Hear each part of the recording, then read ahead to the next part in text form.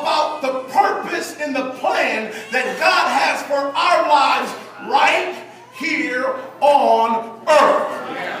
As a matter of fact, I'm persuaded that the church should not be lagging or behind the world in any capacity. Right. I feel like the best lawyers should be coming out of the church. Right. The best judges should be coming out of the church. The best public officials should be coming out of the church. The best police officers, the best public servants, the creme de la creme, the cream of the crop, the best of every area should be coming out of the church. So here's what I want you to do in your time of study, your time of meditation, your moments of intimacy with God. Go back and read for yourself what Matthew 21 says about the triumphal entry. I just read verses 6 through 9, but I would encourage you to read verses 1 all the way through 17 and hear what the Lord speaks to you through these verses. Now, once you read it, you'll find that these verses break down very easily into three different parts. Very easily into three different parts. The first part, verse 1 through 5. Verse 1 through 5. That is the assignment from Jesus for the people. The assignment from Jesus for the people. Then secondly, verses 6 through 12. 6 through 12. That is the activity of the people, the activity around Jesus by the people. The activity around Jesus by the people. The first one was what? Verses 1 through 5. The assignment from Jesus for the people. Number 2, the activity around Jesus by the people. And then finally, verses 12, I think I said 6 through 12, I meant 6 through 11. Verses 12 through 17 is the attitude of Jesus towards the people. The attitude of Jesus towards the people. First one was the assignment from Jesus for the people. Second one was the activity around Jesus by the people. And then lastly was the attitude of Jesus towards the people. Each one of them are important in their own right. And I just want to take a look real quickly, before we put a bow tie on this sermon and we all go out and have. I just wanted to see if you were still awake. Watch. The assignment from Jesus for the people. It says right here. Verse 1, chapter 21. As they approached Jerusalem and came to Bethphage on the Mount of Olives, Jesus sent 2 disciples, saying to them, "Go to the village ahead of you, and at once you'll find a donkey tied there with her colt by her. Untie them and bring them to me. If anyone says anything to you, tell him that the Lord needs them, and he will send them right away."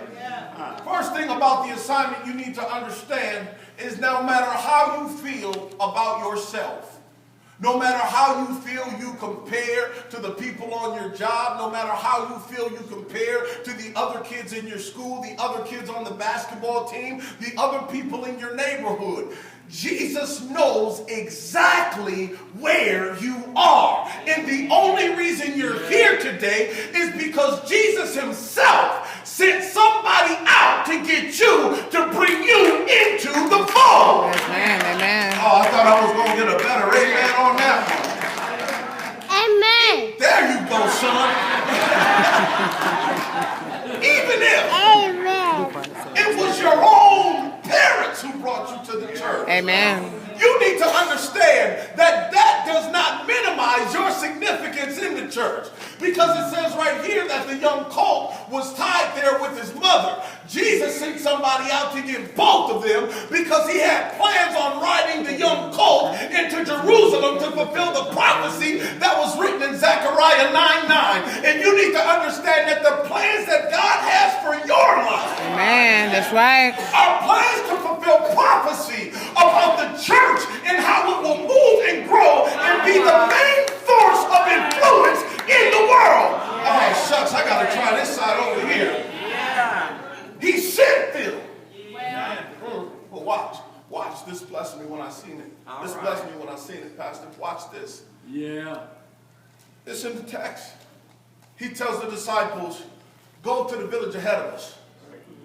Untie the donkeys. Bring them back to me. Yeah. You missed it. I'm going to try over here. Go to the village ahead of us. You'll see the donkeys. Untie them. Bring them back to me. Go to this point. Go to the village ahead of us. You'll see 2 donkeys. Untie them and then bring them back to me. I got to help you out. I see. Watch this. The point I'm trying to make is that Jesus waited. You still missed it. Jesus waited. Most of us, when we testify about our salvation, will say something to the effect that, well, you know, I just found that life had got too hard for me, so I found Jesus. You didn't find Jesus. The only reason you knew Jesus was an option is because Jesus found you way before you were thinking about him. And then finally, when you had enough of the world, you turned to Jesus, and finally it was still waiting there for you. That's why families need the church, because there are some that are still out there that need to know we love them enough that we'll wait. Amen. Amen.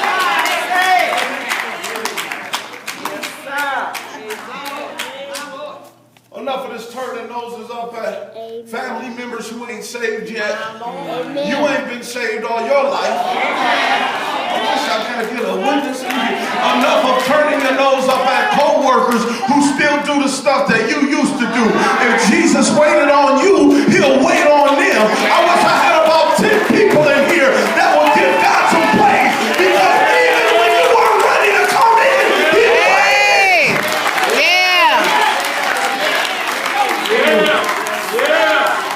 He waited. He waited. What's the assignment of the church? Wait on folk. Occupy. Praise me. Worship me. For if I be lifted up, you don't have to beat them upside the head. Just lift me up. He promised, I'll draw all men unto me. Amen. Secondly, you'll see the activity around Jesus by the church. It's right there in 6 through 11. 6 through 11. Watch it. It said that they brought the donkeys to Jesus. Put the cloaks on the donkeys. Because you need to be covered. Set Jesus on the donkeys. They gave the donkeys Jesus. It said there were people in front of them that start laying down branches and laying down cloaks. There were people behind them celebrating them.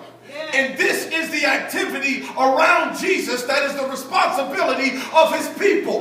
Bringing folks in, celebrating their progress as they carry Jesus. You missed it. I said bringing folks in, celebrating their progress as they carry Jesus. I still can't get no help in here. The entire responsibility of the church is not to make sure your auxiliary has its commitment to the pastor's fund. It is not to make sure that the choir has robes to wear. It is to go out, bring in, celebrate as they progress. Go out, bring in, celebrate as they progress. Amen. And then finally we see the attitude of Jesus towards some people. It says in verse 12, Jesus went into the temple and he started turning over the tables of the money changers. Get this, get this, get this. Jesus does not like his people being taken advantage of, especially for monetary gain. I gotta let that one marinate for a second. Jesus does not like his people being taken advantage of, especially for monetary gain. Look at the text. This was Jesus' first priority when he went into the temple, to run the crooks out. said this is Jesus' first responsibility when he went into the temple was to run the crooks out. It was only after this that Jesus began healing the blind and the lame. And some blind and lame folks are in the church today. Can't get a healing because there's a crook in the way. I'm talking about blind and lame spiritually, mentally, emotionally, financially, limping in the church and limping right on out of the church. But Jesus said, this is what I come to do. Let me give you these 3 points and I'm out of here. Based on the scriptures that I read in your hearing, verses 6 through 9, you can tell that this sermon is coming out of the activities around Jesus by the people. All right. In here, I think we find pertinent facts and truths that let us know why families need the church. All right. Not just your family, but your neighbor's family. Not just your family. Watch this, but your enemy's family. Your hater's family needs the church. That person you ain't ever liked. Not only do they need the church, but you need them in the church, because I'm convinced the only reason we get into it with people is because the enemy knows that a part of our destiny is locked away in them. And if he can keep us at odds with them, we will never unlock the I can't get no help here. We will never unlock the blessings that Jesus has for us. Amen, Trace. That's right. Amen. Amen. That's true. That's true. That's That's true.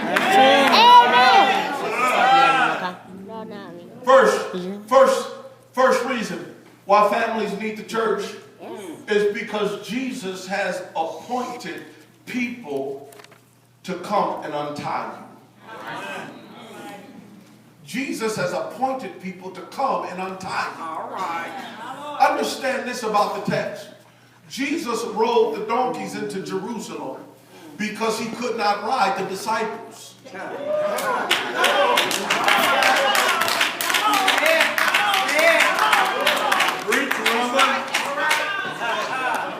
There's some people in the world that don't look like you, don't act like you, don't smell like you, don't talk like you, but Jesus needs them in order to do what he wants to do. But watch this.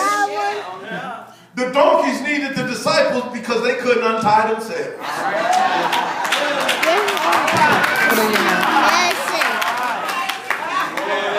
I'm sorry, I had to take a moment with that one. There is some stuff in our lives. I don't care how talented you are. I don't care how gifted you are. I don't care how well you can sing. I don't care that you see already in your life that you're going to be a preacher one day. There is some stuff in your life that you will never get delivered from until you allow the people that God has appointed in your life to come and help you out of. That's right. That's right. Some of our young people are emotionally tied up. I'm done. Low self-esteem. They don't feel like they measure up to other people. That's what was so beautiful about your service today. The young people doing the liturgical dance, the young people singing in the choir, even brought a throwback. Lord have mercy, I forgot I was in a new place, that y'all don't know me like that. I almost got up and joined the choir. That's one of my favorites. Amen. Lord have Amen. mercy. But it's a beautiful thing because young people get to be up front. Where in other areas, they might be accustomed to being pushed to the back. Everybody ain't going to get a basketball scholarship. Everybody